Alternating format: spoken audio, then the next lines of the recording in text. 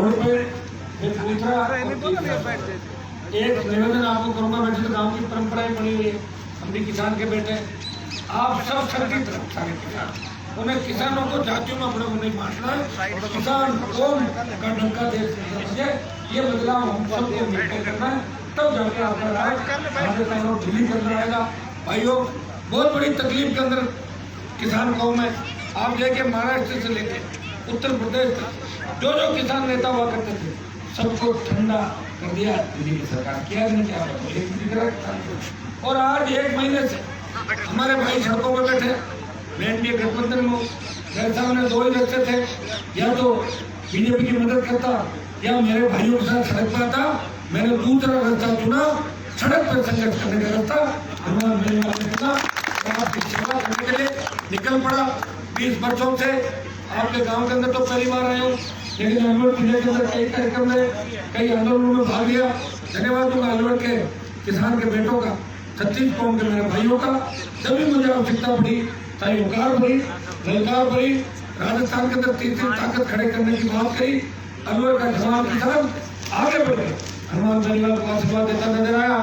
मैं इतना भी विश्वास आपको दिलाता कि राष्ट्रीय लोकतांत्रिक पार्टी इस राजस्थान की सच्ची ऐसी पार्टी। आप कई बार देखते हो विधानसभा के अंदर जिस तरह कई बड़े घोटालों में कांग्रेस और भाजपा एक हो जाती है और एक खबर भी नहीं खत्म होती। आरएलपी पार्टी 2 साल से विधानसभा के अंदर और सड़कों पर कोई संघर्ष करता नजर आएगा।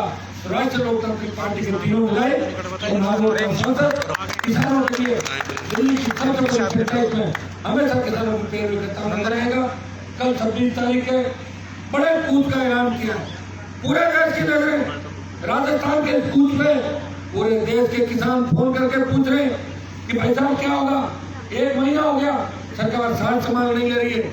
मैं 12 तारीख को 15,000 लोगों के साथ बॉर्डर पर गया था और 7 दिन का समय सरकार को दिया था, चेतावनी दी थी और सरकार ने कहा था 7 दिन के अंदर हम किसानों से वार्ता करके बिलों में संशोधन और बिल वापस लेने की प्रक्रिया करेंगे। लेकिन अभी तक सरकार से कोई ठोस प्रस्ताव नहीं आया। 33,000 किसानों ने सादा देके इन किसानों का मान और सम्मान देश में बढ़ाया और किसान आंदोलन को समर्थन किया। और सबसे बड़ी खुशी की बात है, कभी कभी किसान आंदोलन शांतिपूर्वक चल रहा है।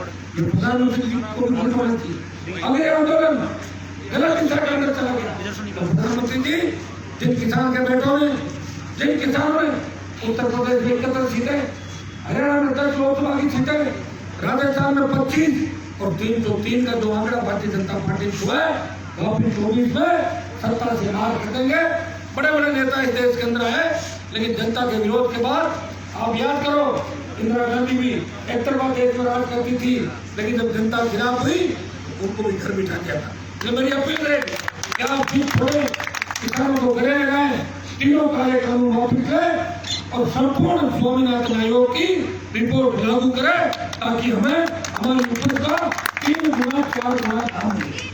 आपके यहाँ तो मूंग की पैदावार कम होती है, राजस्थान में आधे जगह इलाके मूंग कम है, लेकिन आप सरसों मूंग मुझे बताओ कि समर्थन मूल्य में बेचने के लिए जाते हैं, थोड़ी सी भी खराब हो जाती है तो मंडी से वापस माल लौटा देते हैं कि माल खराब है। 10% तो माल खराब, पर 31 हो जाता, हम तो करते नहीं माल को खराब। सरकारों को सोचना चाहिए। और मैं उन किसान नेताओं को भी बहुत बड़ी मेरी पीड़ा है कि वो सिर्फ चुनाव तो किसान और जाति के नाम से जीत के जाते हैं और चुनाव जीतने के बाद तो रेवत वसुंधरा और दूसरों का गुणगान करते नजर आते हैं, आपको भूल जाते हैं और ये कहते हैं कि यार मुझे ओपन मत करो, मेरा कैरियर खराब हो जाएगा। ये कहते हैं ना कि राजनीति कैरियर खराब हो जाएगा।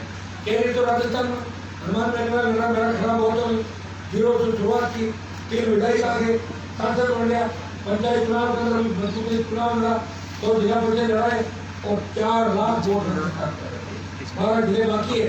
कांग्रेस और भारतीय जनता पार्टी को अगर कोई चुनौती दे रहा है तो तुमरा गहलोत के गठबंधन को राजस्थान के अंदर अगर कोई खुल के उनका विरोध करता है तो राष्ट्रीय लोकतांत्रिक पार्टी और हनुमान बेनीवाल राजस्थान के किसानों के मान और सम्मान की लड़ाई लड़ रहा है। ये आप सब लोग देखते हैं। अलवर थोड़ा सा हमारे संघर्ष से दूर है, लेकिन अलवर के नौजवान किसान के बेटे जब यूनिवर्सिटी में राजनीति करता था, दोनों हाथों से मेरे आशीर्वाद देते थे, साथ रहते थे। बुजुर्ग कभी 20 साल पहले राजस्थान विधानसभा अध्यक्ष बना, 3 बार विधायक और 4 बार सांसद बनने के बाद भाइयों मैंने पीछे मुड़कर नहीं देखा। जहाँ भी आपको आवश्यकता पड़ी श्री झांसी ने मुझे याद किया। हनुमान बेनीवाल हर उस जाति को न्याय दिलाने उनके साथ आगे की पंक्ति में खड़ा था। चाहे गुर्जर आरक्षण आंदोलन हो, हरियाणा का जाट आरक्षण आंदोलन हो, अन्य जो भी आंदोलन देश के अंदर हुए, मुझे अगर किसी ने बुलाया तो मैंने ये नहीं कहा मेरी पार्टी ये है। मैं मुख्यमंत्री से लड़ता रहा और 5 टर्म राजस्थान के मुख्यमंत्री रहा। इतना ही विश्वास आपको चाहता हूँ कि अलवर के अंदर मुझे खुद चुनाव नहीं लड़ना, लेकिन मेरे भाई अगर तकलीफ में तो भाइयों की तकलीफ दूर करने के लिए आपका भाई लाखों लोग लेके बॉर्डर पर है। अलवर और जयपुर जिले को मेजबानी करनी है।